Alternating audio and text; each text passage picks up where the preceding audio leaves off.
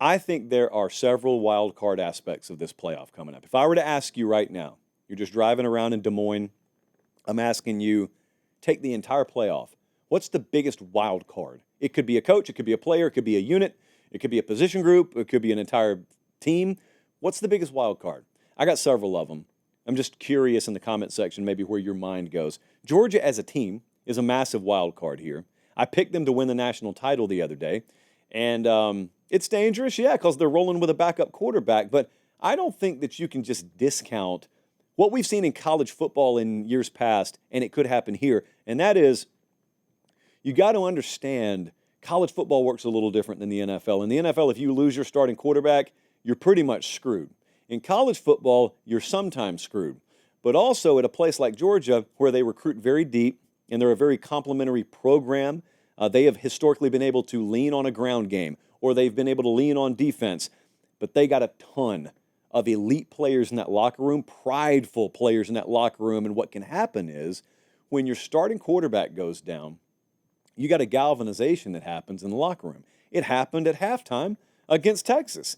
Don't forget, that wasn't a lead they had to hold on to in the second half of the SEC championship game. They trailed.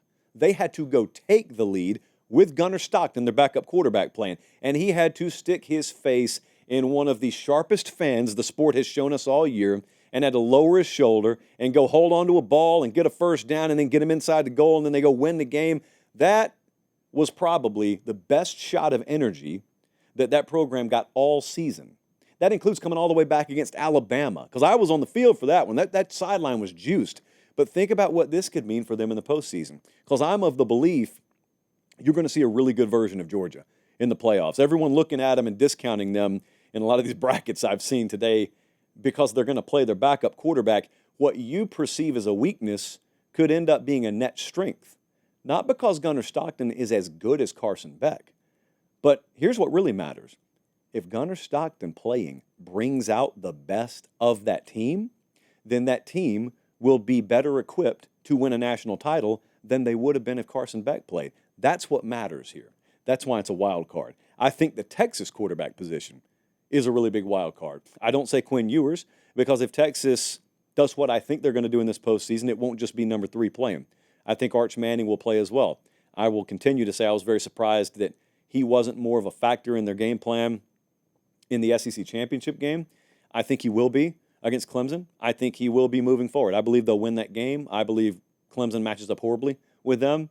Candidly, they may not need Arch Manning to get past Clemson. There I go discounting Clemson again. This is just ripe to end up in a hype video. But I think the Texas quarterback position and the way they handle that, that's a big wild card, because if we watch them against Clemson, just kind of workshop it in your mind. You're watching that game this Saturday. Texas is up 20-6 at halftime, and then they add another 17 in the second half, and it's a good, healthy mixture of Arch Manning and Quinn Ewers, and Arch is bringing something totally different to the table. Sark is able to show a lot of things that your future opponents have to prepare for. That's a big wild card. I think Penn State is the most slept-on team that could actually win this out of the entire bracket.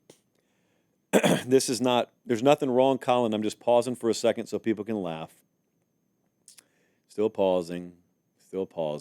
And, all right, if you're still laughing, it's disrespectful. Penn State is not my pick to win the national championship here, but Penn State is in a very fortuitous situation in the bracket, and the last time we saw them was the Big Ten championship game when they lost to Oregon but had 2 guys rush for over 100 and had Drew Aller throw the ball really well in the second half against the number 1 overall seed in the playoffs. So you ask yourself, at least I do, at least I ask myself, do we see anyone hit a stride here that we haven't seen from them? I think that about Tennessee. I think that about Penn State. I think to myself, if we were to just get that version of them, I know they can play defense. I know what they have outside on the edge. I know that they can get after the quarterback. But if they found themselves a little bit offensively, they'll beat SMU and they'll beat Boise, and they'd match up very favorably with whoever they'd play in the semifinals. So that's a wild card, because you know what else could happen? They could go in a turtle shell and get upset by SMU. That's why we call it a wild card, instead of a foregone conclusion.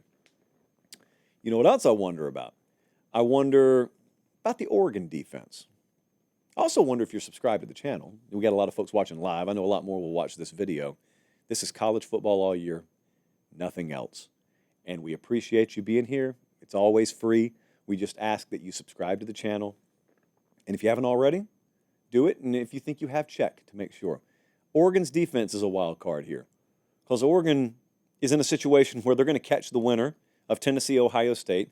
And by default of the fact that that team won the previous week, they will have looked good. They will be a really big threat. And the last time we saw Oregon's defense, I don't want to say they got exposed because they won. Maybe the style of game's not the same if they play again, but Penn State had some success against them. So Oregon did what it took to win, but Oregon also is going to face 2 or 3 teams that can really get after it offensively, personnel-wise. That doesn't mean if they play Texas, that's guaranteed to happen, or if they play Tennessee, they may shut Tennessee out in the first half. Everyone else did this year, so maybe they would. That's why it's a wild card. The Oregon defense, do they come to play? Are they playing at a championship level? And then, Colin, I don't know if you have this. Do we have the entire bracket that we can just look at? I mean, even if we don't have it, people can picture it in their minds. Because we have a 1 through 12. There it is. So we have a 12-team playoff. It's the first one we've ever seen. I'll tell you the biggest wild card in this whole bracket, this whole model, is finding out how compressed the field is. Because in years past, if we had a 12-team playoff in college football, it would have been blowout city. I know this because we had mostly blowouts in a 4-team field. And the reason is because by the time we got to December, a couple of teams had elevated above the pack. That hasn't happened this year. Now, what we've got to find out is, do we still have a little bit of order about things? Because we have Texas favored by double digits against Clemson. We got Ohio State favored by about a touchdown against Tennessee. Penn State, big-time touchdown plus favorite against SMU.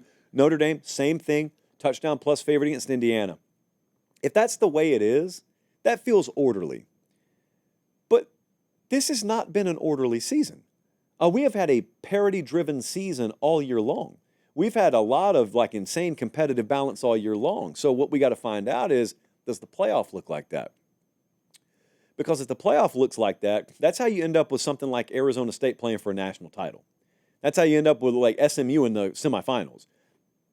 Do we have that kind of, compacted playoff field? Does the playoff resemble the regular season, or is it more orderly? Just some things I'm paying attention to.